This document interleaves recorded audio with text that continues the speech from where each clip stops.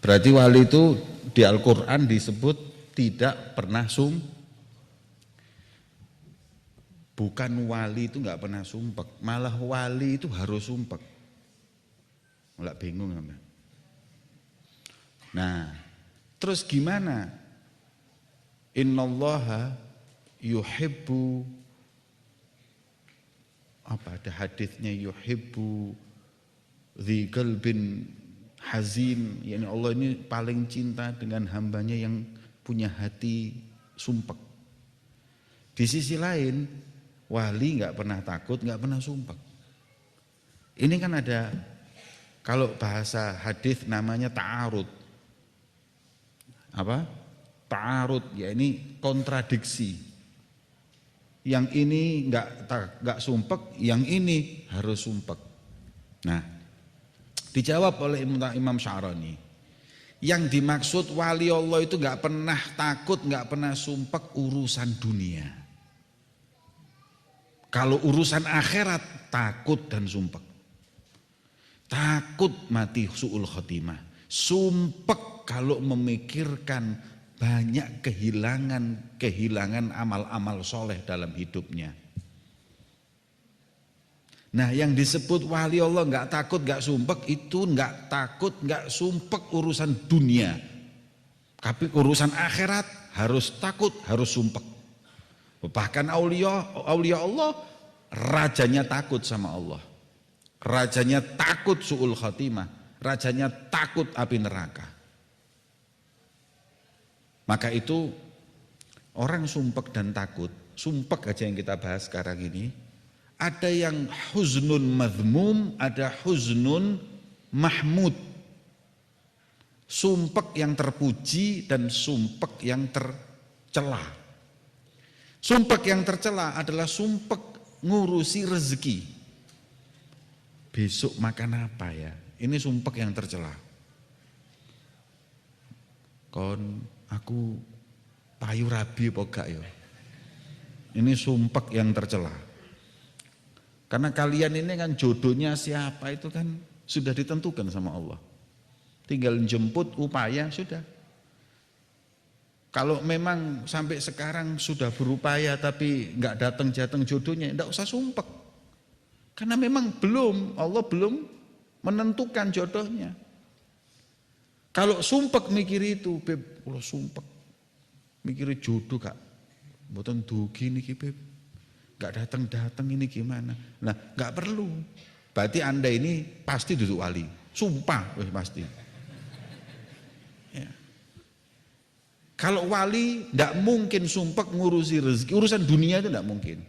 Sumpeknya ala ma farratu alaihi min fawati thawab wal amal shalih. Ya Allah, berapa waktu yang saya buang sia-sia dalam kehidupan saya untuk hal yang enggak manfaat, padahal saya bisa ibadah, saya itu sumpeknya aulia. Enggak pernah sumpek urusan dunia. Ya. Kehilangan buat mereka proyek enggak masalah, enggak sumpek. Kehilangan rezeki enggak sumpek, kehilangan amal soleh sumpek. Itu yang disebut di sini ham atau huzun madhmum. Nah, aulia Allah Subhanahu wa taala disebut di sini daripada syaratnya orang kalau mau ketemu Nabi Khidir. Wa min syarti man yajtami'u bil Khidir alaihi salam minal auliya an la yadakhir kutagat faman khaba'a kutagat lam yajtami' bihi walau kana ala ibadati thaqalain. Kita ini Ahlussunnah wal Jamaah meyakini bahwa Nabi Khidir itu ada. Sampai detik ini. Hanya orang-orang yang terpilih saja yang bisa berjumpa dengan beliau. Walaupun nanti ulama memberikan beberapa ciri-cirinya Nabi Khidir itu kalau salaman itu tangannya halus kayak kapas. Ya. Dan wajahnya nggak tentu, kadang wajah beliau, kadang wajahnya seperti orang lain. Ya. Makanya para aulia wassalihin mereka dapat kesempatan untuk berjumpa dengan Nabi Khidir ya godotan langsung. Lah syaratnya orang kalau mau ketemu Nabi Khidir langsung, orangnya nggak pernah menyimpan rezeki atau uangnya untuk besok, apalagi bulan depan, apalagi tahun depan. Ini kalau ngurusin dunia ketemu Habib Khidir, iya, duduk Nabi Khidir. Kalau Nabi Khidir nggak mungkin ketemu kecuali pilihan. Ya. Sing enak itu sing nunut. Nabi Khidir nemui wali sampean pas nangome wali Allah iku lumayan. Karena Habib Umar bin Abdurrahman Al-Attas, Nabi Khidir itu kalau doa mustajab. Yang wali aja mustajab apalagi Nabi. Makanya orang-orang dulu itu kepingin ketemu Nabi Khidir minta doa. Orang kalau sudah ketemu Nabi Khidir minta doa, minta rizki, minta apa mbah. Makanya kon sing gak payu rabi njolok donga Nabi Khidir. Meni rabi kon langsung. Minta sama Allah melalui mereka, itu tawasul bil ahya. Karena Habib Umar bin Abdurrahman Al-Attas ini lagi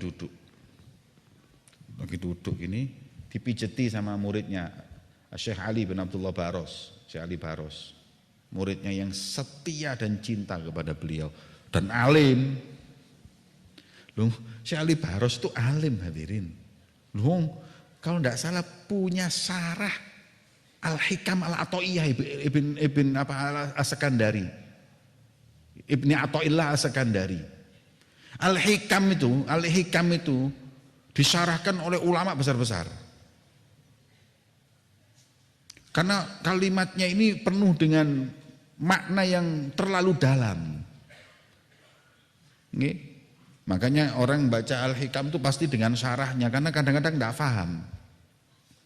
Lah, khodamnya Habib Umar bin Abdurrahman Al-Attas Syekh Ali Baros itu punya kitab nyarahkan Al-Hikam li Ibni Athaillah Sakandari. Berarti kan alim itu.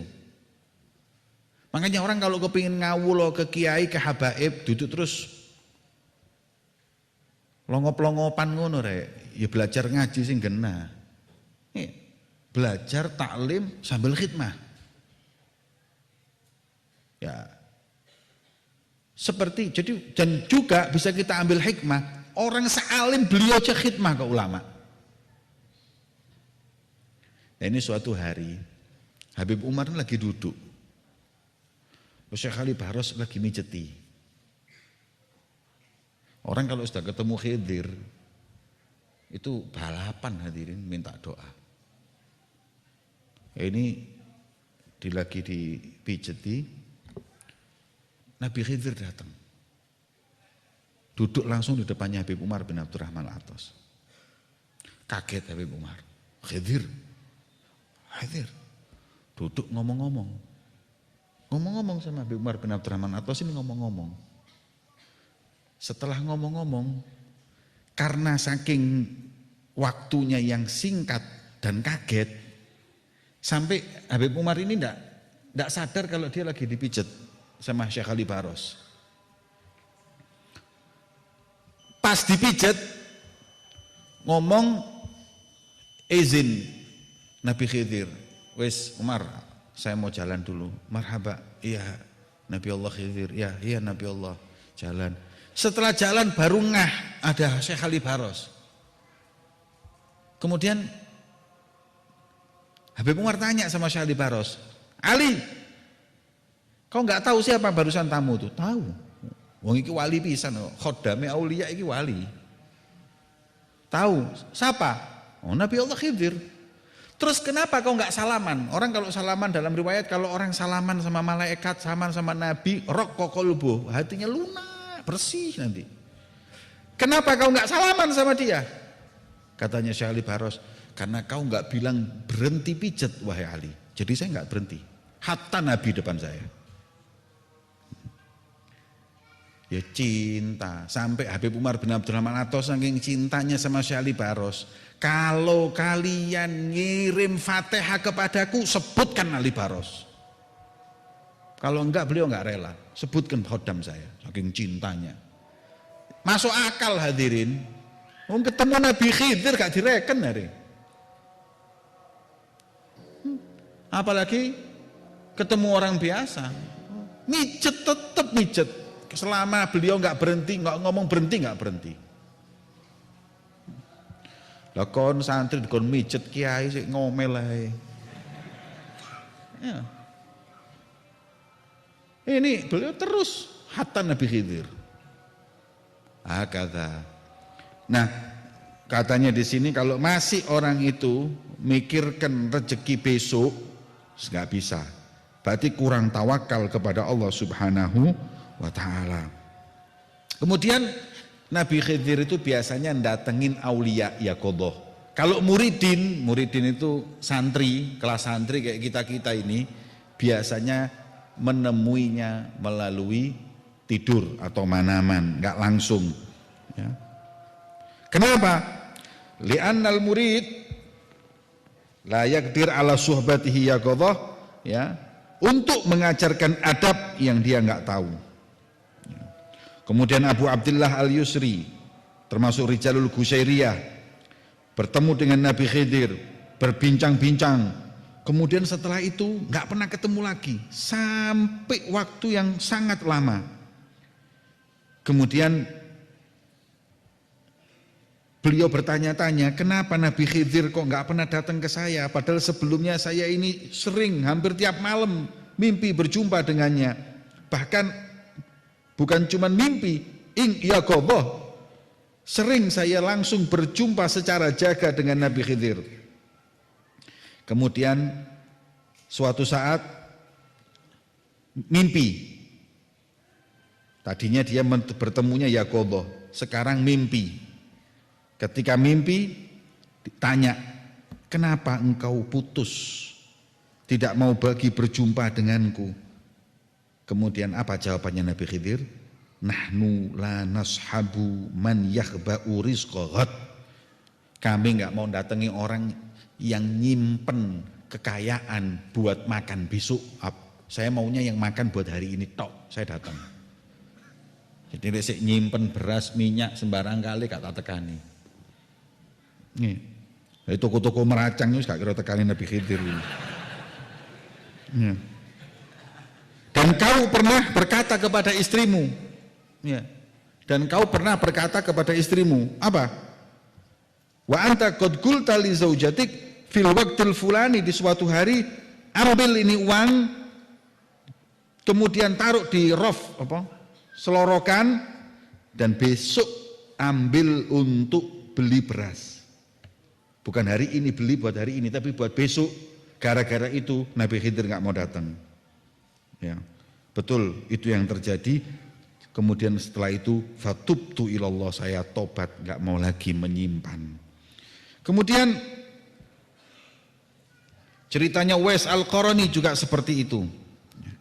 Beliau mengatakan Allah tidak akan menerima dari hambanya amalan orang yang masih mikirkan apa yang saya makan besok. Sesungguhnya orang yang mikir perkara rizkinya besok adalah orang yang gak percaya dengan Allah. Nuduh kalau Allah itu pelit, nuduh kalau Allah itu meleset memberi rizki. Dan orang yang menuduh Tuhannya, amalannya ditolak oleh Allah. Kemudian, nah ini alhamdulillah ini Imam Sya'roni kemudian mensyarahkan, qultu, saya katakan, ada sebagian orang yang memang nyimpan buat makanan besok, itu nyimpan. Kenapa? Ihtimaman bi amrillah, dengan dalil bahwa dia justru memperhatikan perintah Allah yang mewajibkan kita cari rezeki, memberi makan orang-orang yang wajib kita beri, wa istighna anin nas, dan kita enggak boleh nunut atau tergantung dengan manusia. Ya. Maka itu yang dimaksud oleh Uwais Al-Qarani, amalan orang yang masih mikir rezeki besok itu ditolak oleh Allah, yang nyimpen buat besok ditolak oleh Allah, itu orang yang takut kehilangan rezeki. Adapun kalau itu tidak ada di hatinya, enggak masalah. Alhamdulillah wis, dadi gak apa-apa rek. Blonjo ke saulan gak apa-apa saiki. Karena kalau kita belanja buat sebulan itu, yang penting kewajibanku untuk istri dan anak ini kewajiban. Saya sebagai suami, saya harus berikan untuk sebulan ini. Kenapa? Karena saya wajib untuk memberi nafkah. Wes, supaya lepas tanggung jawab, enggak apa-apa. Tapi kalau nyimpen makan sebulan, apa? Aku wedi lek gak iso mangan. Aku wedi pas gak duwe duit. Aku wedi nek gak ono rezeki. Nah, itu yang dikhawatirkan, itu yang tidak boleh, itu yang buruk.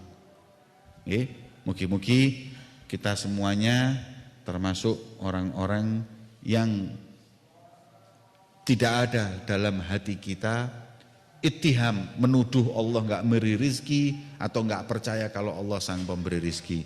Wallahu a'lam bi shawab. Sirril Fatihah.